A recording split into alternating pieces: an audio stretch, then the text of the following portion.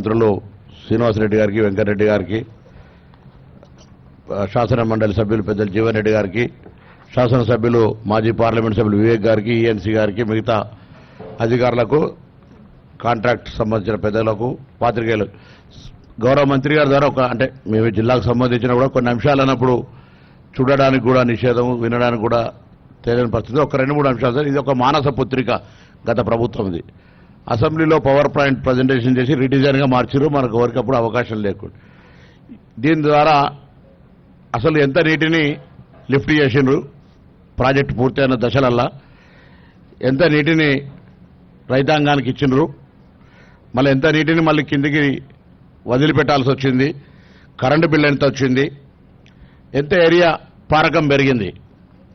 దాంతోపాటుగా సాంకేతికంగా ఢిల్లీకి సంబంధించిన అశ్విన్ బందోద్యా వారు ఒక నివేదిక ఇచ్చినారని చెప్తా ఉన్నారు. సాంకేతికంగా ఇప్పుడున్న ప్రాజెక్టు పనిచేస్తుందా లేదా అని.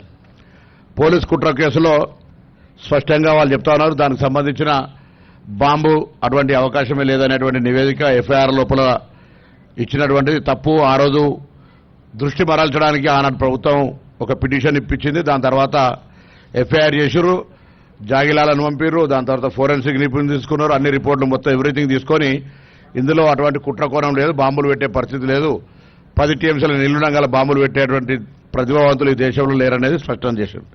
సో సాంకేతిక లోపం మళ్ళీ భవిష్యత్తు నిర్మాణం సంబంధించి మీరు గౌరవ పెద్దలు ప్రభుత్వం నిర్ణయం తీసుకుంటారు. కానీ ఇంతకుముందు చెప్పినట్టుగా ఈ ప్రాజెక్టుకు సంబంధించి మానస పుత్రిక మాకైతే సరే గౌరవ ప్రాజెక్టు చర్చ లేదని అడిగితే అది ఫ్లడ్ ఫ్లో కెనాల్ కింద వస్తుందని చెప్తాను, దీనికి సంబంధం లేదని. కానీ ఆనాడు అక్కడి నుంచి కూడా బస్సులు తీసుకొచ్చి దీని అంతా కూడా అంతా టూరిజం అంతా మొత్తం ఒక పెద్ద వ్యవస్థగా మార్చారు కదా. ఇవాళ ఇది ఆ ప్రయోజనం లేనప్పుడు దానికి సంబంధించినటువంటి మానస పుత్రిక పరిస్థితి ఏంది భవిష్యత్తుకు సంబంధించి. ఇన్ని వందల కోట్ల రూపాయలు, లక్షల కోట్ల రూపాయలు ఖర్చు అయ్యేటువంటి పరిస్థితి, మన లక్షల కోట్ల అవన్నీ జరిగింది. ఇంత పెద్ద ధనం పెట్టుబడి పెట్టిన తర్వాత ఈ ప్రాజెక్టు ఉపయోగపడబోతే ఆనాడు చెప్పారు పత్రికలు మనం చూసినాం, ఆసియా ఖండంలో ప్రపంచంలో ఇంత గొప్ప సిమెంట్ నిర్మాణం లేదు ఇది అనే అనేక రకాలుగా మనం కథనాలు చూసినప్పుడు ఇప్పుడు వాస్తవ పరిస్థితి చూస్తే ప్రభుత్వంలో ఉండి చూస్తే కొద్దిగా దీన్ని ప్రజలకు అందరూ కూడా ఆనాడు ఈ సంఘటన జరిగినప్పుడు ప్రభుత్వం స్పష్టత చెప్పలేకపోయింది.